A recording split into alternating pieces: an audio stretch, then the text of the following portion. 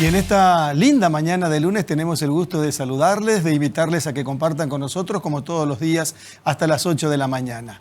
Buen día para todos. Cielo despejado, sol radiante, temperatura agradable en la capital del país, en el área metropolitana y como siempre el gusto de saludar al querido y apreciado compañero Blas Barrios. Hola Blas, ¿cómo estás? Buen día. ¿Qué tal, Carlos? ¿Cómo estás? Muy buenos días, un gusto saludarte a vos también y por supuesto a todos los compañeros y principalmente a la mayoritaria teleaudiencia de esta mañana.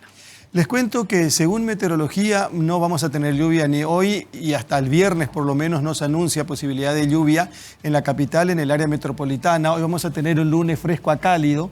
Arrancábamos tempranito con 14, 15 grados, 16 grados temperatura del momento. Se habla de una jornada con cielo parcialmente nublado, vientos del sur, aunque el sol se convierte en principal protagonista de este lunes 18 de octubre, donde los liberales están celebrando una fecha muy importante, 130 años del Partido Liberal Radical Auténtico. En un momento en el que las crispaciones pareciera se acrecentan, fuertes declaraciones. Hoy escuchaba al tesorero del PLRA conversar contigo, Carlos, de Dionisio Amarilla, en donde se ratificaba en la necesidad de que Efraín Alegre tiene que dar un paso al costado. En contrapartida, el vicepresidente del PLRA categóricamente dijo que no. Hugo Fleitas, gobernador de Cordillera y como decías Blas, vicepresidente del Partido Liberal Radical Auténtico, decía que no tiene por qué dar un paso al costado, que no tiene por qué renunciar. Es más, decía que la intermediación para que se pueda conversar entre los diferentes sectores va a estar a cargo del propio Fleitas y de la señora Alba Talavera, que es otra de las vicepresidentas del Partido Liberal Radical Auténtico. Les decía con relación a informe COVID, que creo que tuvimos entre ayer y el sábado un fallecido por día. Un fallecido, ¿verdad? Por día. Un fallecido por día. Fíjate que 41 internados, 9 están en terapia intensiva. Hoy el ministro Julio Borba nos decía que más que todos él quiere salir lo más pronto posible de esta pandemia. Hablaba de la necesidad de incorporar mayor cantidad de vacunas para que esto pueda ser solucionado en los próximos días o en los próximos meses. Y a partir de hoy ya se habilita incluso una tercera dosis para cierto nivel de edad. Sí, 50 años en adelante con enfermedades de base y también para el personal de blanco. A partir de la fecha entonces la tercera dosis. Pero también el ministro Borba se mostró muy cauteloso cuando conversaba con vos temprano, Carlos, al decir que no se anima a decir cuándo más o menos saldríamos de la pandemia, porque hay lugares en el que aparentemente la cosa ya estaba normalizándose y vino la tercera ola de esta variante Delta. Vamos a hacer la primera pausa y después recibimos a la doctora Cecilia Pérez, ministra de Justicia. Viene a compartir con nosotros esta mañana. Ya volvemos.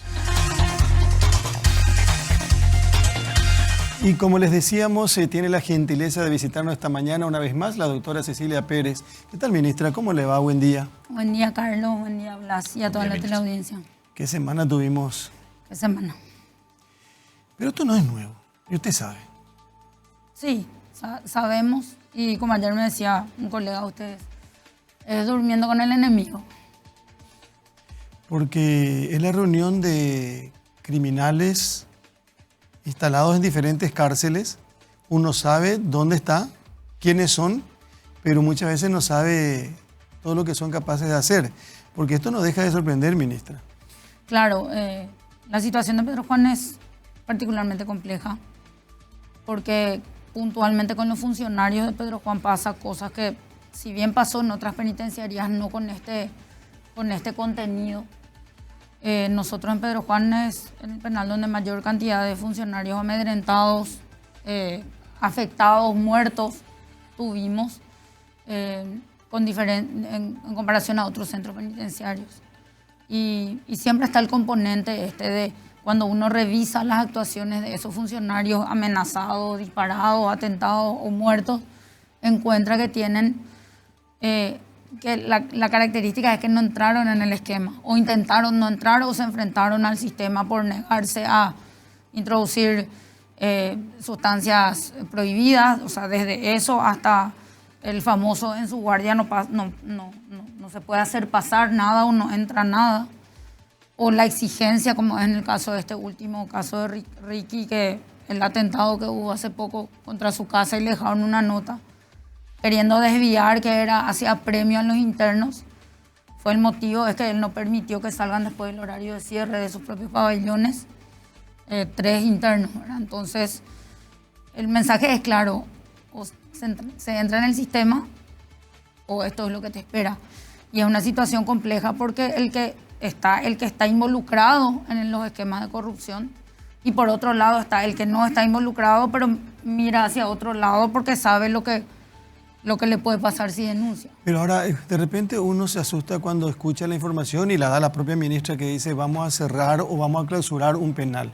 En este caso específico, porque quiere decir que esa puede ser una debilidad. Pero también, no por una cuestión caprichosa, dejar funcionar de esta manera que está funcionando hoy. Claro, acá lo principal es tener personas que tienen poder económico por estar vinculados con grupos del crimen organizado, ¿verdad? Por ejemplo. No, estas personas que tienen poder económico como para armar estas estructuras, si uno, además de la alta peligrosidad y del riesgo que hay en el esquema de cómo ellos se manejan, está el factor económico.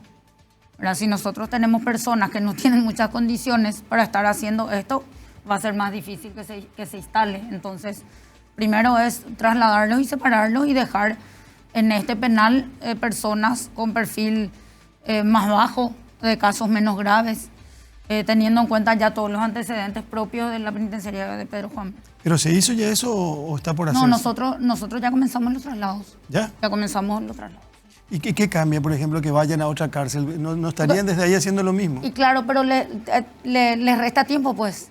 O sea, se tienen que ir a reinstalarse en un lugar, también seleccionar en qué cárceles van a estar más controlados de una manera más estricta, reinstalarse en un lugar, ponerse en un contexto de que tenga que empezar de nuevo, exigir que se quede en una celda común, poner dobles controles en los otros penales. En este momento, dejarlos ahí, por dejarlos nomás, no va a funcionar. Ahora, si en Pedro Juan procedían de manera tan impune y ahora se los traslada, obviamente no se tienen garantías que a los lugares donde vayan no vuelvan a realizar lo mismo que hacían.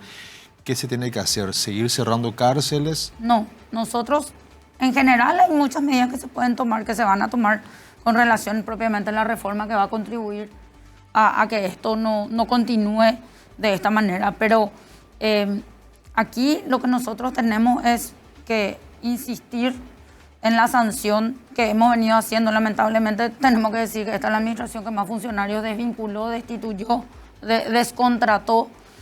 Y además de eso tenemos las acciones penales, ¿verdad? En relación, porque a mucha gente no le importa su sumario, le importa más no salir de ese lugar, no importa si se le sanciona, ¿verdad? No salir del lugar donde está haciendo lo que hace.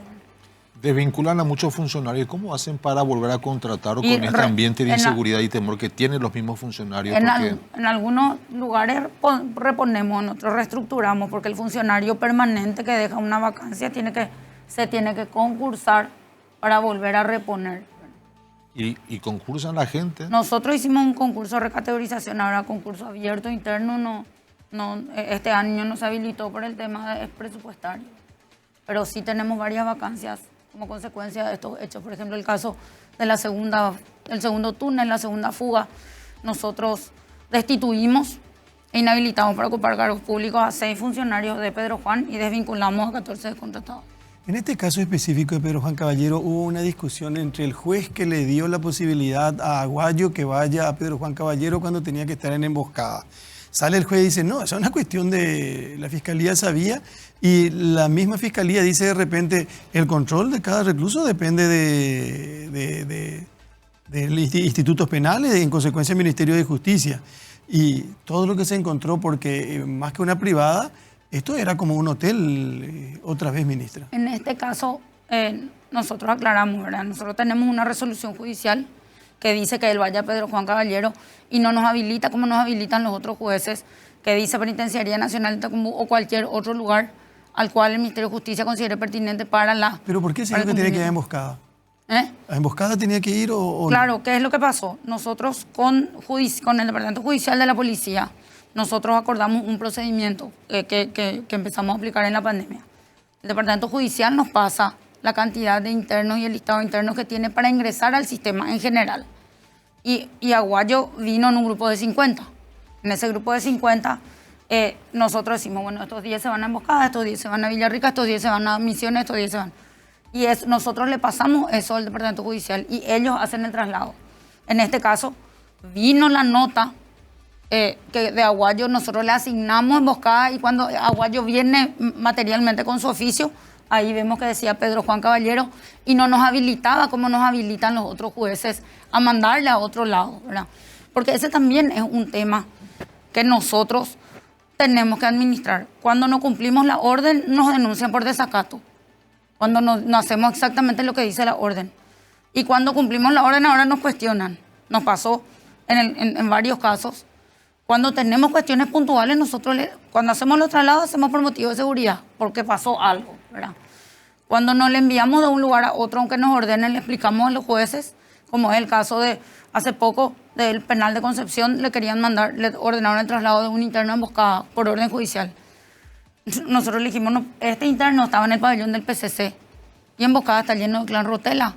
No podemos trasladarle porque le van a matar.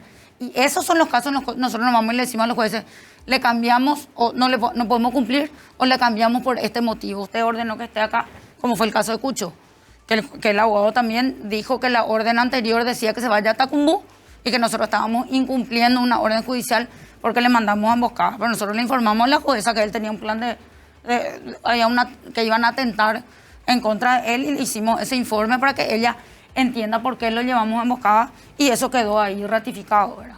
O sea, no es que, cierto, nosotros tenemos la facultad de mover, pero tiene que estar justificado. En este caso, la orden no nos permitía a nosotros enviarle a otro lado y o sea, no era el lugar ideal para enviarle a Pedro Juan, categóricamente, pero el traslado a Emboscada cuando se hizo sin saber que la orden solamente decía Pedro Juan Caballero y entonces ahí hicimos el traslado. ¿Y qué argumentó el juez? Si tendría que haberse ido a Emboscada y el juez ordenó que vaya a Pedro Juan, ¿qué argumentó? ¿Por qué esa decisión? Lo que nosotros no tenemos es inmediatamente, cuando la persona llega, nosotros nos llega con el oficio judicial, con el resuelve.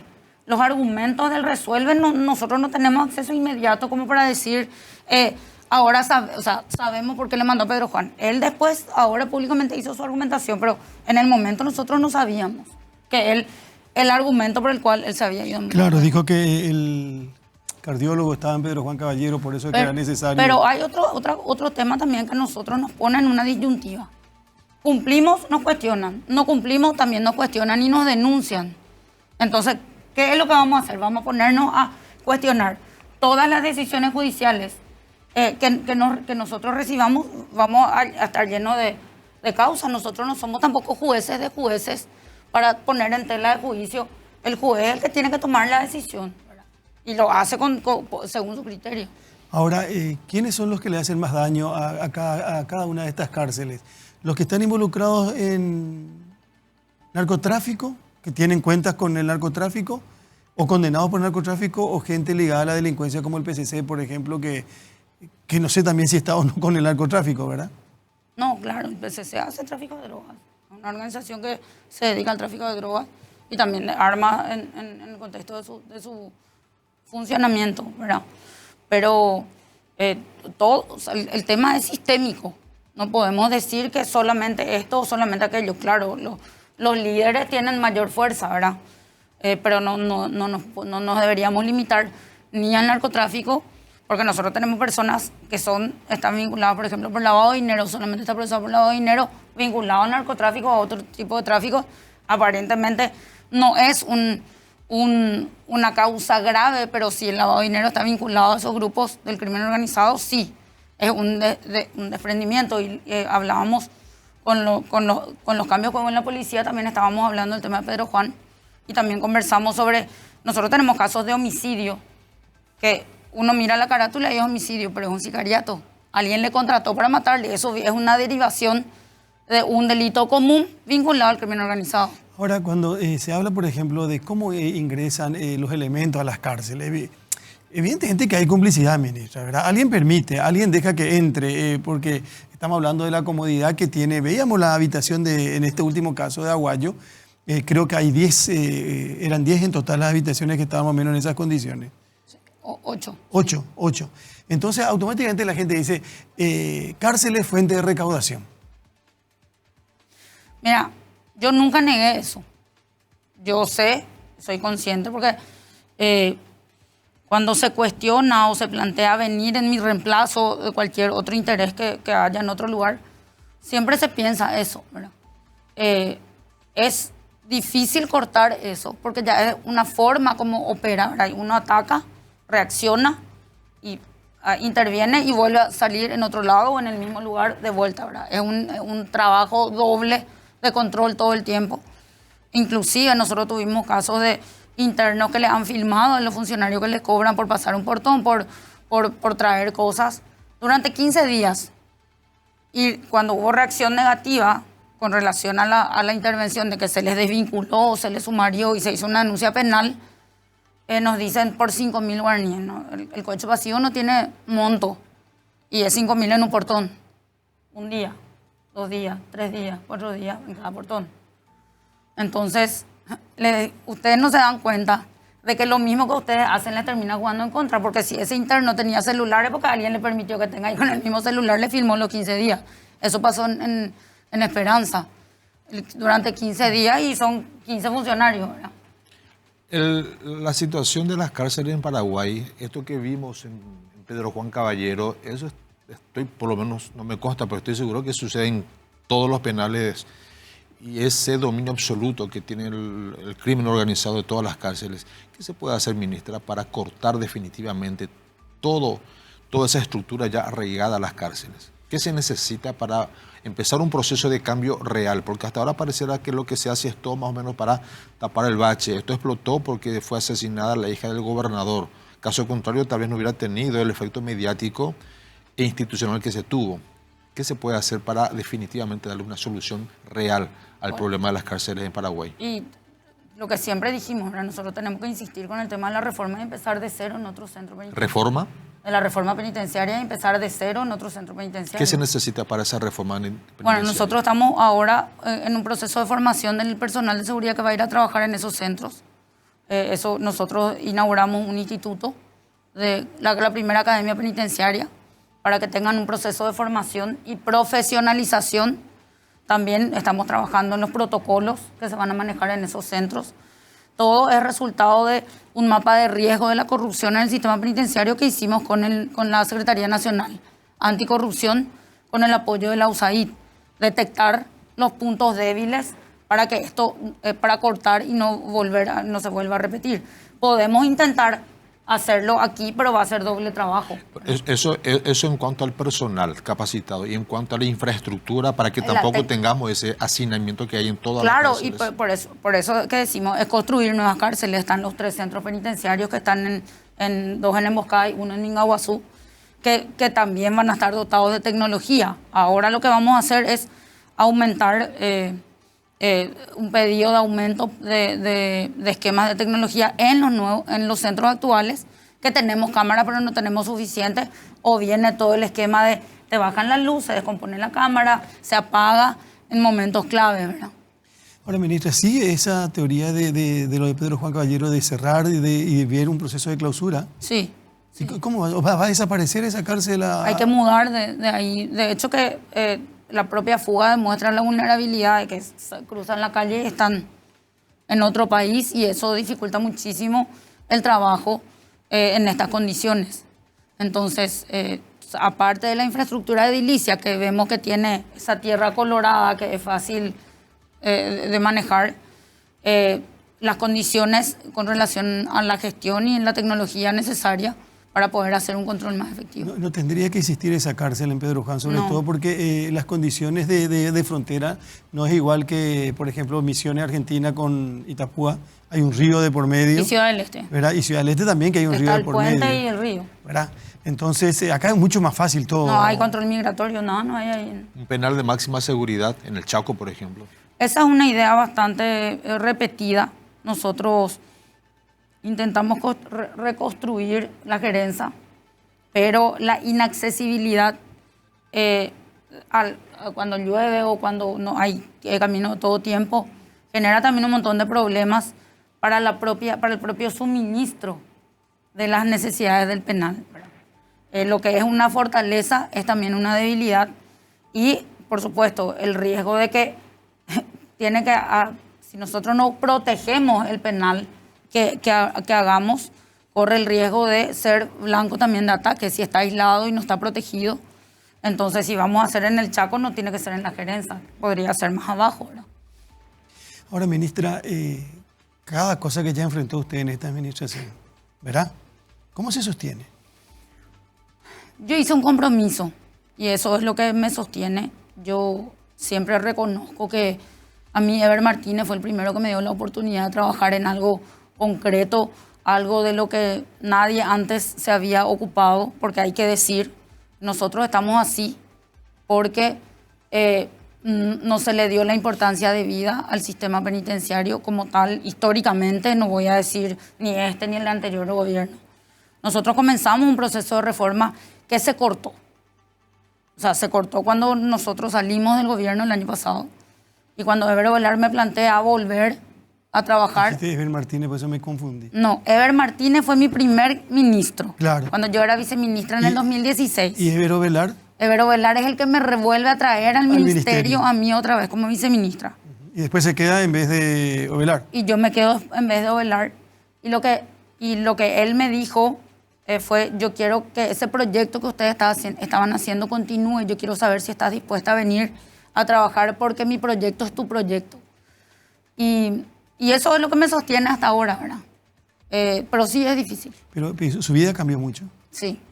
¿Tiene miedo? A veces. ¿Cuándo? Y bueno, cuando uno expone situaciones fuertes, difíciles, que tienen ribetes hacia arriba. Eso generalmente le hace después pensar a uno qué se viene ahora, ¿no? Hubo un momento en que analizó fríamente la posibilidad de tirar la toalla. Sí, yo renuncié luego. El presidente no me aceptó mi renuncia después de la fuga del PCC. ¿Eso fue en Pedro Juan? Sí. En enero. Sí. Pero, y me cerraron la calle, en la ruta, cuando me iba a emboscada. ¿Contó eso alguna vez? Sí, contó. ¿Y después hubo algún tipo de amenaza? Sí. ¿Qué tipo de mensaje? ¿Cómo ocurre eso? Llega información, nosotros hicimos algunas denuncias. Nos amenazaron a mí me amenazaron con poner bombas en los penales cuando desvinculé personas por hechos de corrupción o no le renové el contrato, hicimos denuncias penales. También me dijeron, vamos a ver quién sangra todo primero, dirigiéndose directamente a mí. También vinieron personas, funcionarios, a advertirme de que habían unas reuniones en las cuales se estaba hablando de posibilidades de atentar o hacerme algo. Y entonces nosotros hicimos denuncias al respecto, concretas, en todo el contexto. Pero independientemente de las denuncias, ¿cómo uno vive así? ¿Ya no vive de manera normal, mi mamá? No, no va a ser normal la vida. Uno cambia, uno se preocupa por su familia, uno tiene que andar con custodio. Son muchas cosas y sobre todo cuando se van tomando medidas que enfrentan la estructura del sistema. Alguien me decía el otro día, cuando se mostraba la habitación de Aguayo, como se mostraron tantas otras habitaciones también en algunas cárceles, que ojalá que todos los reclusos tengan esa condición, esa posibilidad de tener esa condición de vida, ¿verdad? Lo que pasa es que la mala estructura también colabora, ¿verdad? Se paga para estar mejor. No digo en este caso para estar así, pero se paga para estar mejor, para no estar en el pasillo o en el piso. Eso, el hacinamiento contribuye a eso y el desorden en la organización también. Por eso siempre digo que el mayor obstáculo de la reforma, el peor enemigo de la reforma penitenciaria es el sistema existente. Ustedes tienen muchos proyectos de la reforma, capacitación, ver la posibilidad de construcciones de nuevas cárceles, todos proyectos muy buenos que a la larga quizá pueda ayudar a poner un poco paño frío a esta situación bastante complicada de las cárceles. Pero para cumplir todos esos proyectos se necesita mucha plata.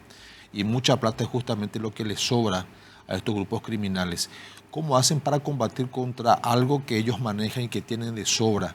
La lucha contra el narcotráfico en nuestro país está dando buenos resultados. Se le dieron golpes importantes al narcotráfico, pero aquí hay que englobar la lucha contra el crimen organizado en general, porque nosotros A veces se hacen enfoques, vamos a trabajar en el sistema penitenciario, pero descolocado del resto, o vamos a reaccionar de esta manera desvinculado de lo demás, ¿verdad? Y eso es lo que yo estoy convencida que eso es lo que nos lleva a esto, ¿verdad? Por eso es que o sea, creo que nosotros tenemos que enfocar en forma conjunta y coordinada, trabajar con la policía, con la fiscalía, con los demás organismos de seguridad, conjuntamente todos, ¿verdad? No cada uno por su lado, ni pelearnos entre nosotros, que es lo principal, ¿verdad? ¿Eso pasa ahora? Y ahora sí hay una suerte de personalismo que yo creo que no debería de haber, porque el enemigo está afuera, está enfrente, ¿verdad? Y eso es mucho más grave o más crítico que estar diciendo Juan o Pedro es el que tiene la culpa. En el microespacio en el cual nosotros trabajamos coordinadamente, hemos obtenido resultados positivos. Abortamos fugas, abortamos con información de adentro lo que podía pasar afuera, como el caso del asalto del BNF de Villarrica. Y un montón de cuestiones puntuales que demuestran que el trabajo coordinado y trascendiendo, o sea, viendo el problema como enemigo y no mirándonos el ombligo, es lo que a nosotros nos lleva a obtener resultados positivos, al punto tal que al comisario Silguero ahora se le ascendió y él fue condecorado como policía por todas las acciones que hicimos con el Departamento contra el Crimen Organizado de la Policía. La doctora Cecilia Pérez nos acompaña esta mañana. Tenemos que hacer una pausa. Seguimos hablando con la ministra de Justicia en un par de minutos. Ya volvemos.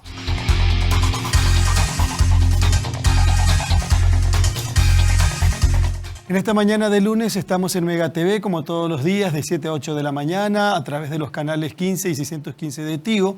Hoy nos visita la ministra de Justicia, la doctora Cecilia Pérez. Se ha hablado mucho también en estos últimos días, bueno, en realidad que siempre se habla cuando se habla de cárceles, y ya no con esta administración, sino con otras administraciones también, de la injerencia de políticos de la zona con respecto a que sus recomendados formen parte de la estructura penitenciaria, ¿verdad? Eso se sigue dando, ministra. Nosotros tenemos muchas dificultades en algunos temas, ¿verdad? En ese sentido, sí, yo tengo que reconocer que recibí reclamos, sobre todo cuando hay desvinculaciones por irregularidades, se contesta, salió por esto y esto, y no se puede sostener, así nomás. Pero hay pedidos... Lo que sí tuvimos es un tema de que en el caso de la fuga, los funcionarios están en libertad, pero están procesados. Se pidió que fueran a trabajar comisionados a otras oficinas donde había gente que estaba vinculado con los que se fugaron. O sea, en ese caso. Sí. ¿Y qué gente ligada a la...? Y puntualmente el abogado es miembro del Consejo Departamental, el abogado de los Minotauros. Ajá. ¿Hay políticos que le llaman entonces a pedirle explicaciones del por qué se desvinculan algunos funcionarios? En ese caso en particular lo que nos pasó fue expresamente el pedido y también nosotros nos cedimos, ¿verdad? Nos cedimos porque nuestra preocupación estaba vinculada a la Fiscalía, ¿verdad? De que la Fiscalía todavía no terminó la investigación. Nosotros sabíamos que el que estaba pidiendo por ello era abogado de uno de los que estaban en el grupo de los fugados y teníamos preocupación de afectar la investigación haciendo eso. Ahora, ¿cómo? Acá primero hablábamos recién de esta cuestión, la superpoblación o sobrepoblación.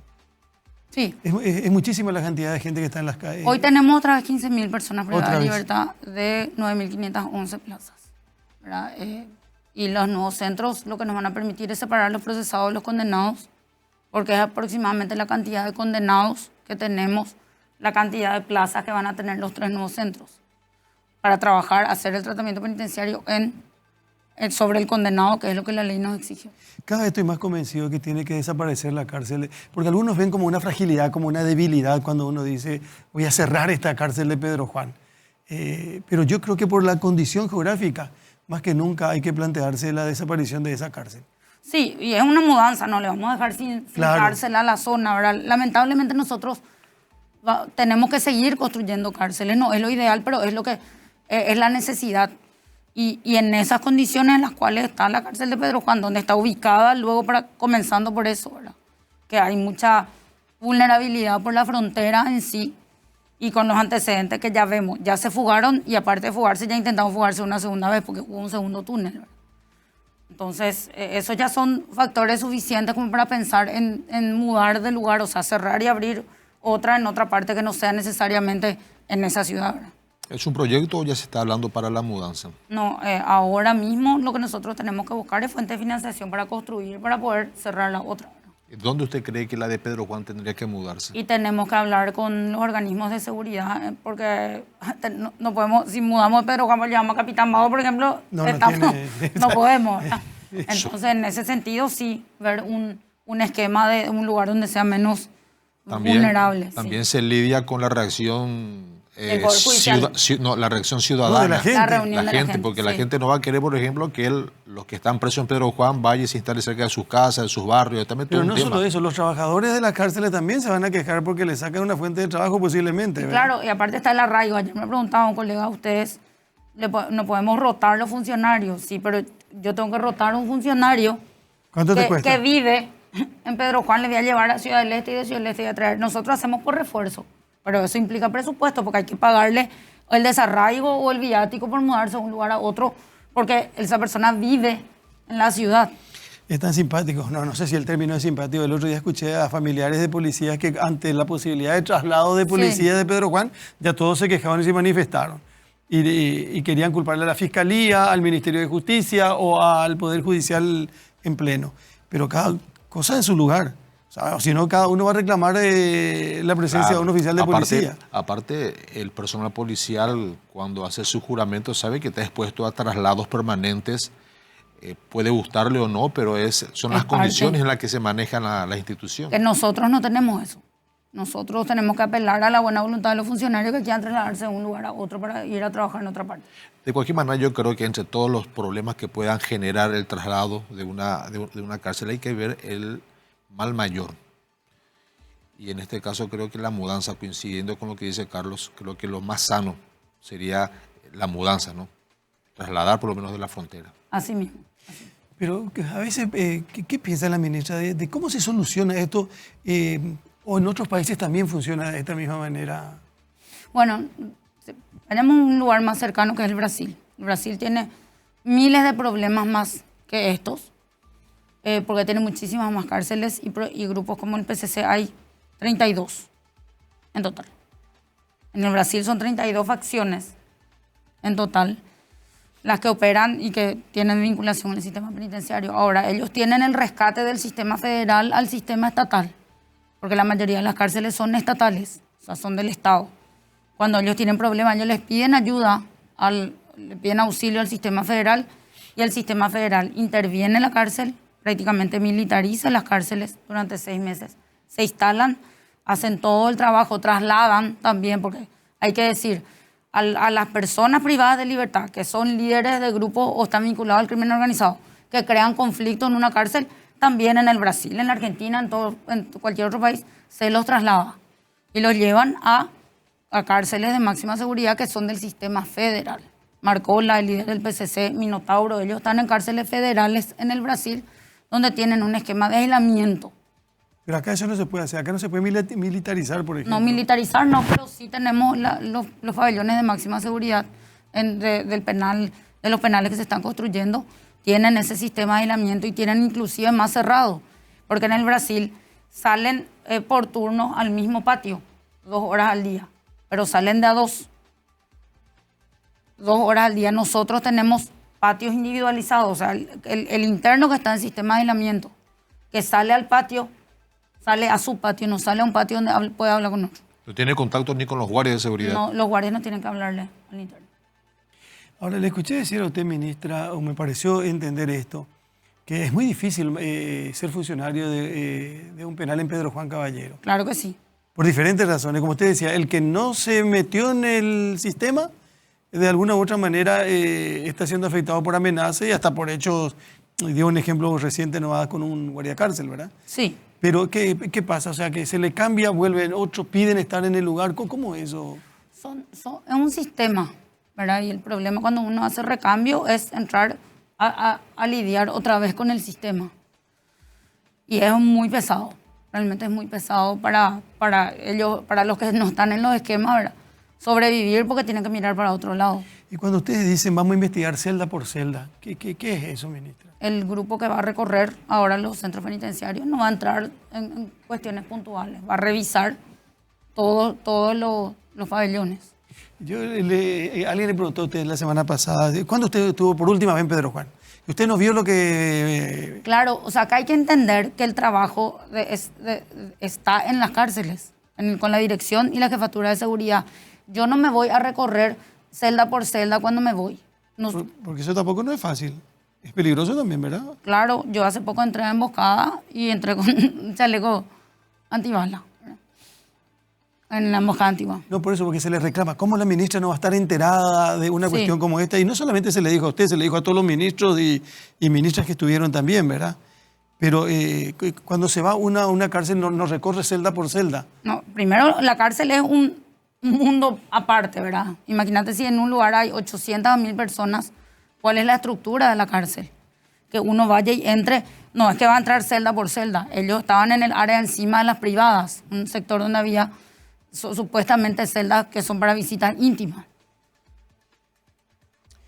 Para que usted esté enterada de todo esto, las personas encargadas de cada cárcel tienen que pasarle a usted la información. Claro, pero si están involucrados no te van a pasar la información. Por eso, a eso voy. Entonces, ¿existiría esa posibilidad, por ejemplo, de con otros organismos interinstitucionales, un trabajo interinstitucional y ir cayendo de manera sorpresiva, digo, para ver en qué condiciones están? De hecho, que esta comisión va a hacer eso.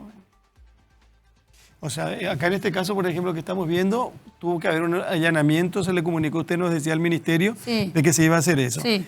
Pero con esta comisión, con este equipo que va a trabajar, no va a hacer falta un allanamiento, sino No, esa va a ser una verificación permanente de cómo funciona esto. Así mismo. Porque alguien tiene que ver cuando entra un aire acondicionado, acondicionador de aire, una cama, no sé, o cuando te instalan el internet, algo por el estilo. Se supone que tiene que ser así. ¿Y cómo van a hacer para que no se filtre la información cuando decidan ir a tal lugar? Ese es un compromiso de los miembros de la comisión. Eso es complicado, ¿no? Y claro, por eso son de la administración central, no son del penal, no son funcionarios penitenciarios. Tenemos que hacer una pausa. Sí, la última, por favor, y completamos la presencia, de la doctora Cecilia Pérez con nosotros esta mañana. Por favor.